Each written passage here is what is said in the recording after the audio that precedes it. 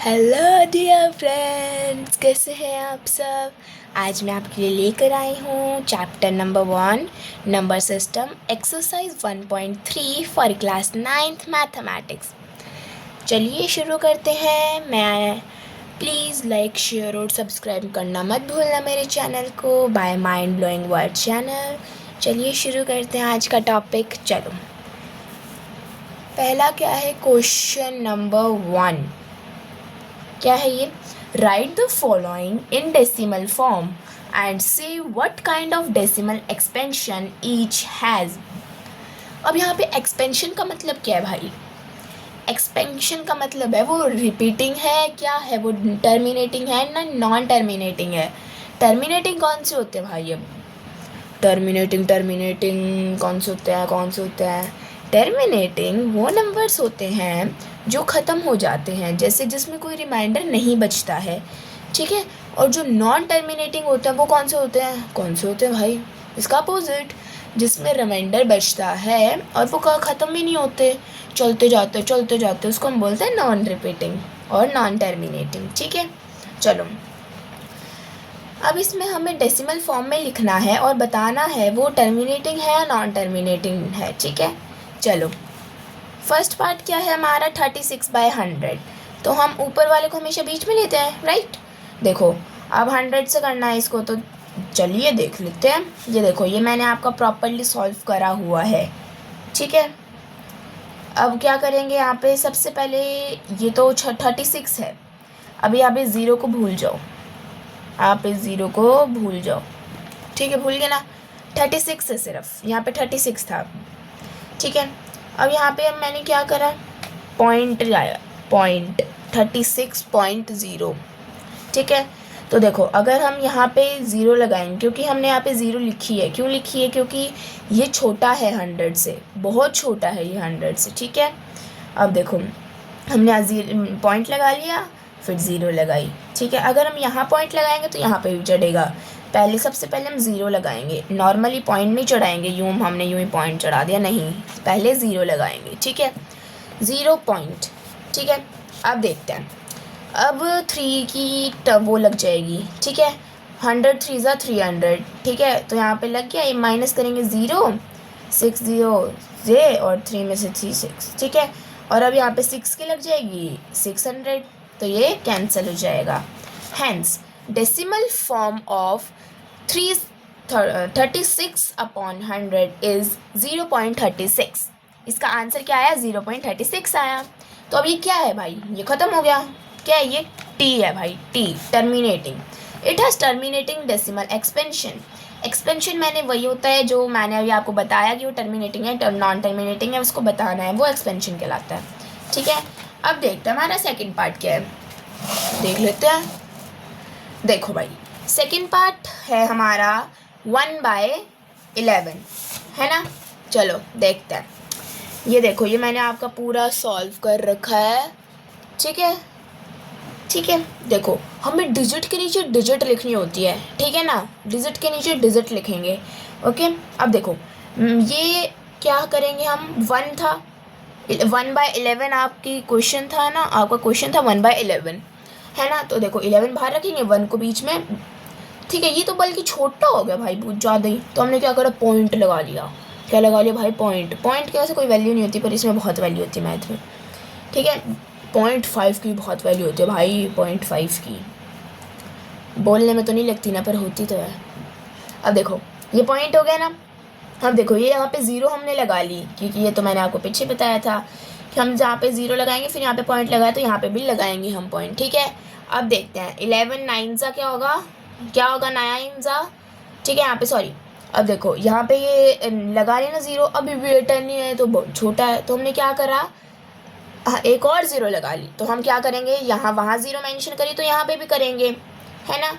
तो अब क्या हो गया, 11 9 सा की लगी 99, उसके बाद फिर से करें, यहाँ पे ज़ीरो आ गया, यहाँ पे 1, और फिर ये दोनों ज़ीरो लगा ली, ठीक है। फिर ऐसे ही रिपीटिंग होता जाएगा, ऐसे 0 0 लगती जाएंगी, ठीक है, ऐसे 0 0 लगती जाएंगी, फिर ये आंसर आता रहेगा, ठीक है। ऐसे सेम टू सेम ये चलता ही रहेगा, ये ख़त्म नहीं होएगा। तो ये क्या है, ये hence decimal form of 1/11 is 0.09 bar. अब हम बार को कैसे याद रख सकते हैं? बार को हम ऐसे याद रख सकते हैं कि जो नंबर बार बार आता है ना, बार बार जो आता है उसको हम बार कर देते हैं, बार। ठीक है। It has non terminating and repeating decimal expansion. ये नॉन टर्मिनेटिंग है पर इसमें नंबर्स रिपीट भी हो रहे हैं। ठीक है। अब थर्ड है, अब बच्चे डर रहे होंगे इससे। अब देखो 4 1/8, फ्रेंड्स बिल्कुल डरने की ज़रूरत नहीं है, बहुत आसान है। देखो अब हम क्या करते हैं, देखो ये है ना, क्या है ये 4 1/8।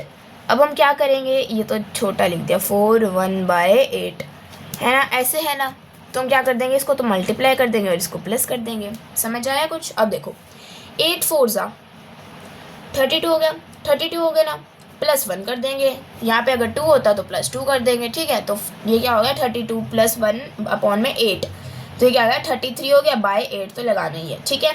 अब देखो ये कर देंगे हम solution.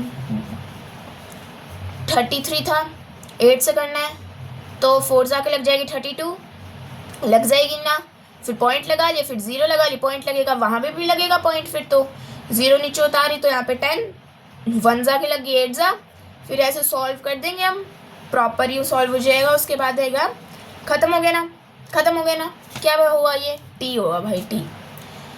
Hence decimal form of 4 1/8 is equals to 4.125। ये ख़त्म हो गया, हो गया, तो हम इसके आगे डॉट डॉट नहीं लगाएंगे। It has terminating decimal expansion. Expansion का मतलब मैंने आपको बताया था कि टर्मिनेटिंग या नॉन टर्मिनेटिंग वही बताना होता है। ठीक है। अब देखते हैं भाई, अब आपको एक क्वेश्चन है 3/13, ये आपको होमवर्क से करना है, कमेंट बॉक्स में बताना, कमेंट बॉक्स में इसका आंसर देना। ठीक है। चलो नेक्स्ट क्वेश्चन है आपका 2/11। क्या है आपका नेक्स्ट क्वेश्चन? 2/11। तो चलो शुरू कर देते हैं अपना। ये रहा, ये लो, 2/11 था, 2 बीच में रख के 11 से करेंगे, पॉइंट लग जाएगा पहले ही, छोटा है, पॉइंट यहाँ पे भी मेंशन होएगा, पर पॉइंट मेंशन करने से पहले कुछ नंबर भी होना चाहिए, तो 0 लगा देंगे। ठीक है, क्योंकि 0 का कोई महत्व नहीं होता, यानी इसमें कोई, हम वहाँ 0 नहीं लगा सकते जहाँ पे किसी चीज़ का मतलब चेंज हो जाता है।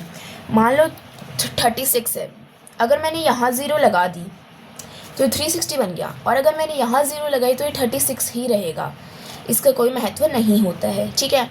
ये जो अभी मैंने आपको क्वेश्चन कराया ना, कोई कराया है ना, करा रही हूँ, ये 1 मार्क में आता है। ठीक है।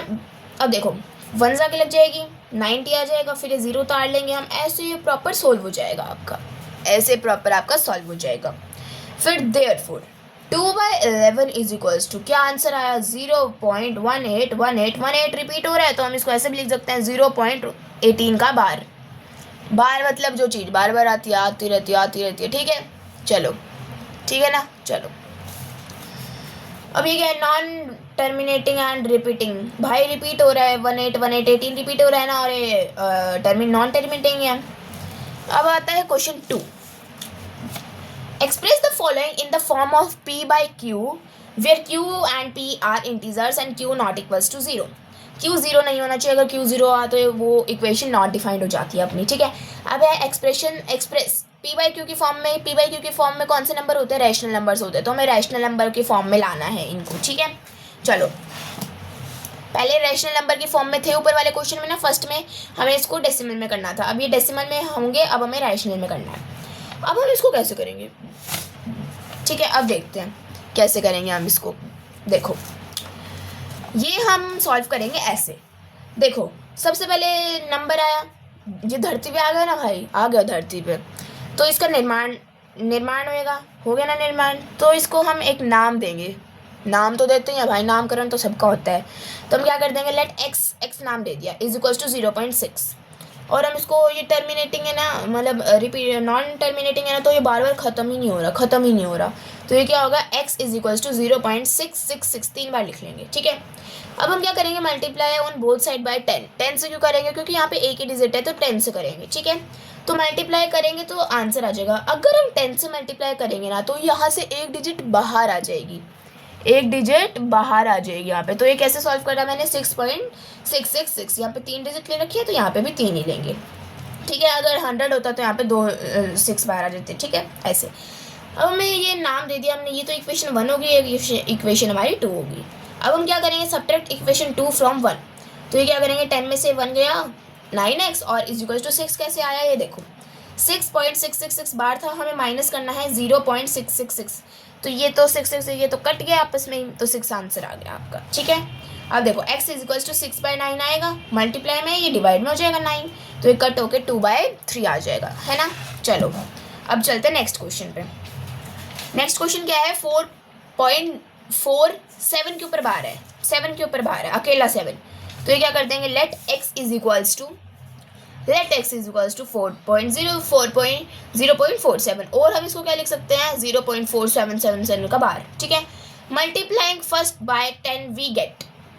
ये मैंने आपको ये 2 मेथड से सॉल्व हो सकता है, मैंने आपको सेकंड मेथड बताया। ठीक है, अब देखो मल्टीप्लाई कर देंगे इसको, क्या आ गया 4.777, ये आपकी इक्वेशन 1 बन गई थी, ये 2 बन गई।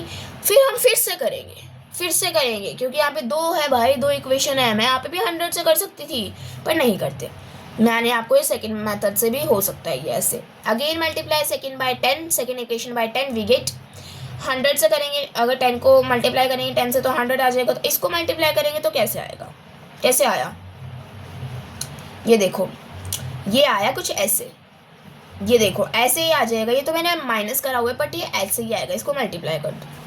Subtract equation second from equation third, second में से थर्ड को माइनस करना है, तो वो क्या करेंगे, सेकंड क्या है 47.777 है ना, अब माइनस कर देंगे इसको, तो 7 इनकी कोई वैल्यू ही नहीं होगी क्योंकि 0 आ जाएगा। फिर अब 7 में से 4 गया 3 और 4 बच गया 43।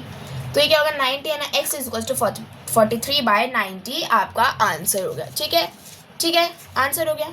अब चलो अब करते हैं क्वेश्चन नंबर थर्ड, सॉरी इसी का थर्ड पार्ट करते हैं। चलो ये आपका थर्ड पार्ट।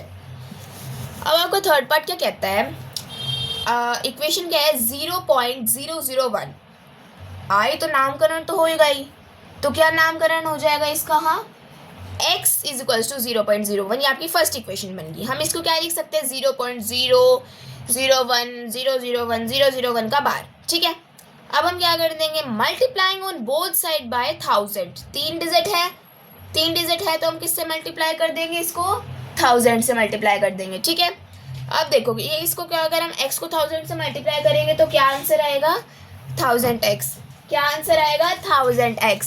ठीक है, और उसके बाद इज इक्वल्स टू, अगर हम इसको करेंगे मल्टीप्लाई तो क्या आंसर आएगा, 3 डिजिट है ना, यहाँ तीनों बाहर आ जाएंगे क्योंकि 1000 से मल्टीप्लाई करना है, तो ये क्या हो गया 0.001 का बार। यहाँ पे भी 3 डिजिट लिए हमने, तो यहाँ पे भी हम 3 डिजिट ही लेंगे। अब हम क्या करेंगे, सब्ट्रैक्ट सेकेंड इक्वेशन फ्रॉम 1। ठीक है, अब सेकेंड इक्वेशन अपनी ये थी, क्या है 1000 माइनस x, अगर हम इसको माइनस कर देंगे 1000 में से 1 गया तो कितना होगा 999x। ठीक है, इज इक्वल्स टू 1 कैसे आया, ऐसे क्या था, सेकेंड इक्वेशन में से 1 करनी थी ना, तो देखो सेकेंड क्या थी 0.001 का बार, तो अब ये कैसे हो जाएगा 0.001 था, पीछे ये जो सेम है तो इनको कैंसिल कर देंगे, तो यहाँ पे 0 आ गया, 0 का कोई महत्व नहीं होता। ठीक है, पॉइंट के बाद और पॉइंट के पहले कोई महत्व नहीं होता 0 का, तो यहाँ पे 1 आ गया, यहाँ पे भी 0 का कोई महत्व नहीं है, तो 1 आ गया, तो क्या हो गया 999x इज इक्वल्स टू 1। ठीक है, आ गया ना आपका ये इतना आंसर यहाँ तक। अब उसके बाद क्या है, अभी हम क्या कर देंगे, ये 999 क्या था, यहाँ पे मल्टीप्लाई में था ना, तो अब उधर जाके क्या किस में हो जाएगा, ये डिवाइड में, किस में हो जाएगा भाई, डिवाइड में हो जाएगा। तो आपका क्या आंसर आएगा आपका इसमें 1/999, क्या आंसर आएगा 1/999। ठीक है, ये आपका आंसर आएगा। आज हम इतना ही करेंगे। ठीक है, उसके बाद हम कल मिलते हैं अब अपनी नेक्स्ट क्लास में। Thank you everyone for your attention. Please like share और सब्सक्राइब करना मत भूलना। ठीक है, नहीं भूलोगे ना पक्का, ठीक है। चलो, thank you everyone for your attention. आज हमने करे हैं कितने क्वेश्चन कर लिए भाई, 2 क्वेश्चन कर लिए। अगली क्लास में हम फिर से करेंगे। ठीक है, बाय बाय।